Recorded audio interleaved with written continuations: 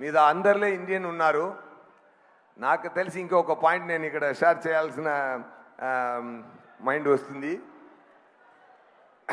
అలాంటి ఒక ఇండియన్ నా స్నేహితుడు deputy chief minister Pawan Kalyan garu ఉన్నారండి.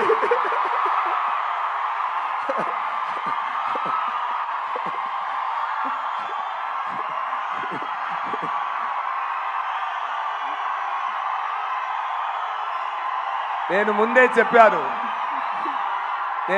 చెప్పాను ఒక్కరోజు నేను చెప్తాను.